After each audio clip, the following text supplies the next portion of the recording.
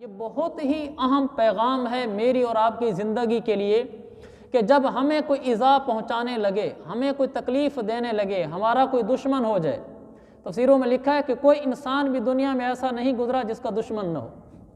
ہر انسان، نبی سے بڑی تو کوئی ہستی نہیں نا، نبیوں کے بھی دشمن ہوتے تھے۔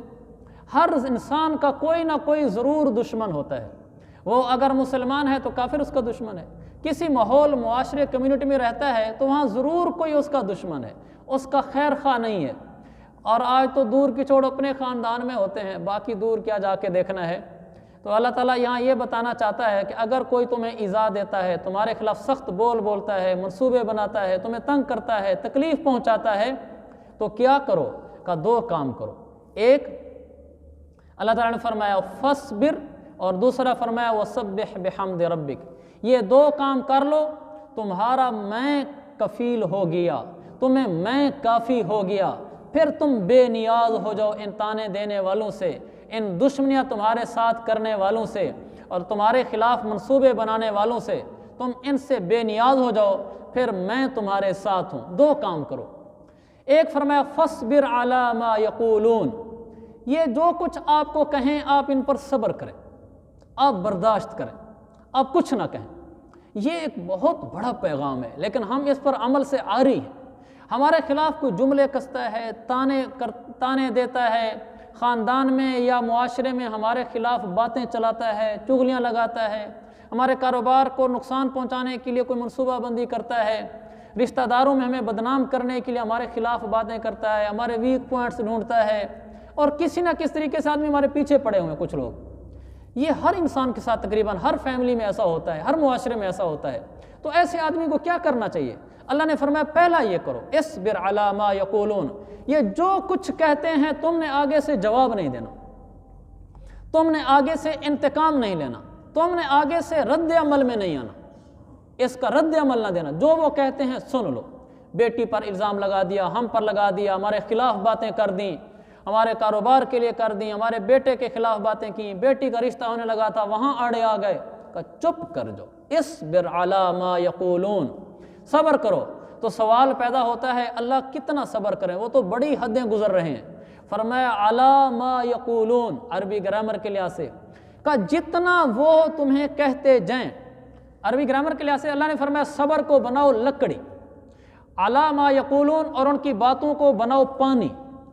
تو صبر کتنا کرنا ہے؟ اللہ نے فرمایا تمہارا صبر کی لکڑی وہ ان کی باتوں کے پانی کے اوپر رہے، اصبر علی ما یقولون، ان کی باتیں نیچے بمثل پانی کے، آپ کا صبر اوپر بمثل لکڑی کے۔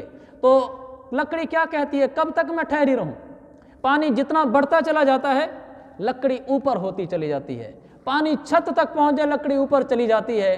لکڑی یہ نہیں کہتی بس ہو گئی ہے، بس اتنا ہی پانی میں برداشت کر سکتی تھی، اب میں اوپر نہیں جاتی، اب میں پانی سے لڑوں گی، کون سا پانی آتا ہے مجھے اوپر دھکے دینے والا، میں نہیں جاتی اوپر۔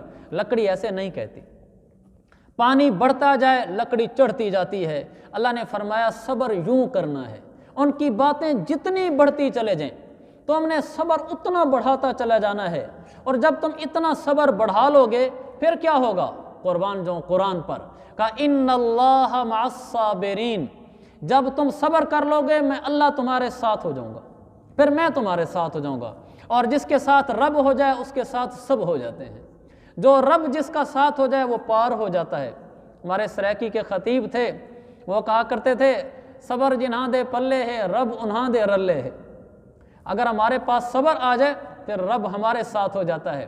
اس لیے ہم نے آگے سے بول نہیں بولنا، وہ جو ہمارے ساتھ کرتے ہیں کرتے رہیں۔ تو تیر آزما ہم جگر آزمائیں، ستمگر ہنر آزمائیں، تو تیر آزما ہم جگر آزمائیں۔ تو اپنی زبان کے تیر نشتر برسا، ہم جگر آزمائیں گے، ادھر سے کوئی بول نہیں آئے گا، برداشت کریں گے۔ پھر کیا ہوگا؟ کہ ان اللہ مع الصابرین، پھر اللہ فرماتا ہے میں تمہارے ساتھ ہوں دنیا میں۔ آخرت میں کیا کروں گا؟ انما یوفی الصابرون اجرہم بغیر حساب، کہ صبر کرنے والوں کو ایسا اجر دوں گا بغیر حساب، جس کا کوئی حساب نہیں ہوگا، بغیر حساب کے دوں گا، کہ تو شمار بھی کرنا چاہے تو شمار نہ کر پائے گا، کہ صبر پر اتنا مل گیا۔ دنیا میں اپنا ساتھ دوں گا میرا بندہ، تو صبر کر لے، آخرت میں تجھے اتنا نواز دوں گا کہ بے شمار ہوگا۔ دنیا بھی بن گئی، خدا بھی مل گیا، آخرت بھی بن گئی، دنیا بھی بن گئی۔ یہ پہلا کام ہے، ہم نے صبر کرنا ہے۔ ہمارے ہاں بڑی کمی ہے صبر کی، بڑی کمی ہے صبر کی۔ بھائی 2-3 دفعہ مجھے سخت بول دینا، تیسری دفعہ میں سیدھا ہو جاتا ہوں۔ میں کہتا بس کوئی حد ہوتی ہے، اتنا بھی نہیں ہے، ہم نے کوئی چوڑیاں پہن رکھی ہیں، ہمیں کوئی نیچے لگا رکھا ہے، پھر ہم کہتے ہیں ایسے ہیں تو ایسے صحیح، انگلیاں اور کیا گھی سیدھی انگلی سے نہیں نکلے کرتے، الٹی انگلی سے نکلتے ہیں۔ یہ ہمیں شیطانوں نے غلط پٹی پڑھا رکھی ہے۔ ہمیں ہمارا بھائی، ماموں، چاچو، بیوی، بھائی، بیٹا جو کچھ کہتا ہے تو تیر آزما ہم جگر آزمائیں، یہ ہمارا سبق ہے۔ اللہ نے فرمایا فاصبر علی ما یقولون۔ دوسری جگہ اللہ نے فرمایا ہے اگر تم ایسا کرتے چلے جاؤ گے تو ایک دن آئے گا وہ رام ہو جائیں گے، وہ تمہارے آگے بچھ جائیں گے۔ یہ دنیا میں بھی اللہ فائدہ دکھلائے گا، ورنہ اللہ کا ساتھ تمہارے ہمراہ ہے، تم کبھی ناکام نہیں ہوگے۔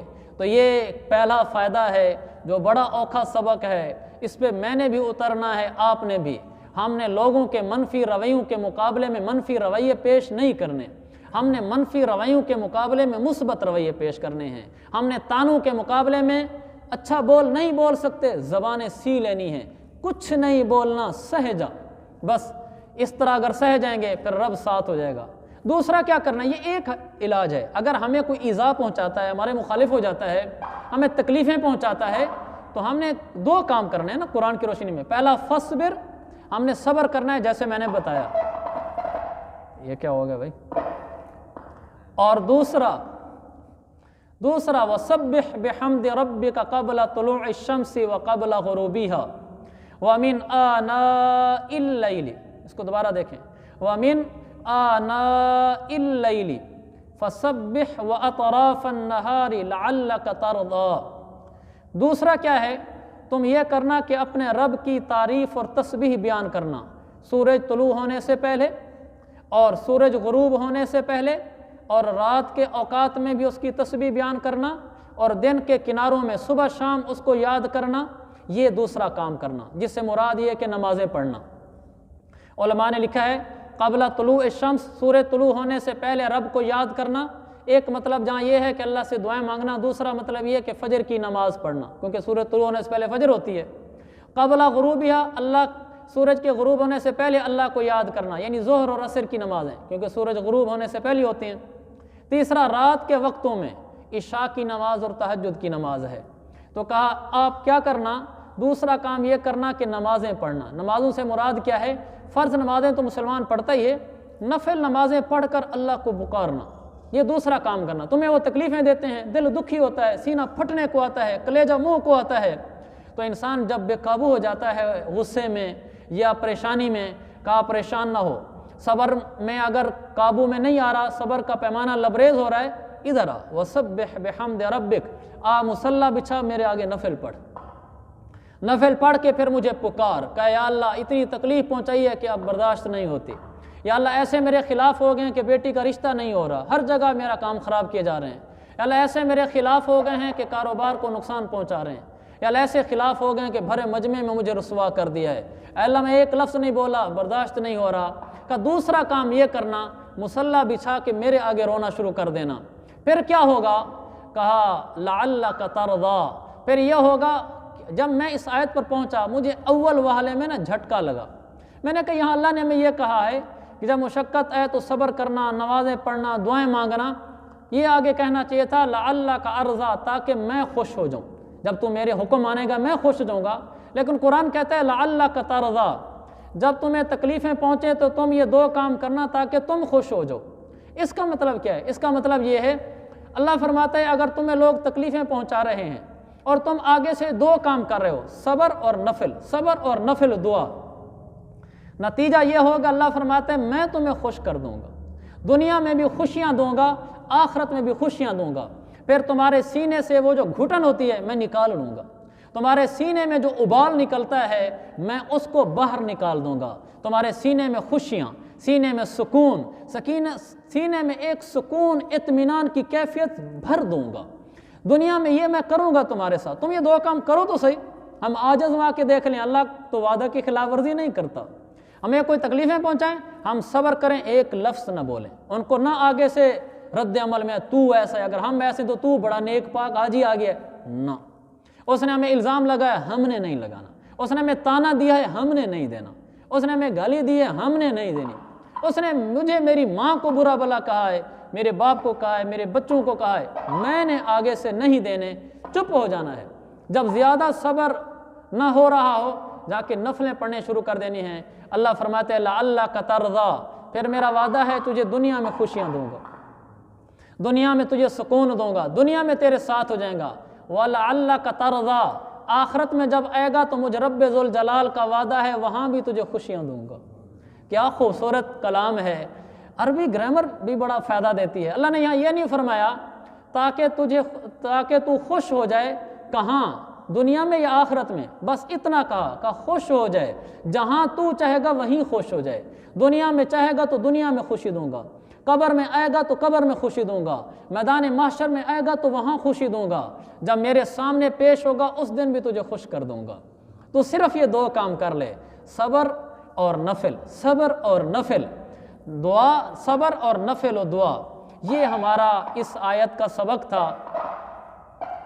ہمارا وقت کیونکہ پورا ہو رہا ہے، اسی پر ہی ختم کرتے ہیں۔ تو یہ سبق لے کر میں بھی یہاں سے جاؤں، آپ بھی ہر جگہ، ہر معاشرے میں، ضروری نہیں خاندان میں پریشانی ہے، آپ کسی ادارے میں ہیں تو وہاں آئیں گی، آپ کسی کاروبار میں ہیں تو وہاں آئیں گی، آپ کے دوست احباب ہیں تو وہاں آئیں گی، جہاں بھی ہمیں پریشانیاں آئیں اور ہمیں تکلیف پہنچے، ہم نے آگے سے صبر اور مصلح پکڑنا ہے، صبر اور مصلح، صبر اور مصلح۔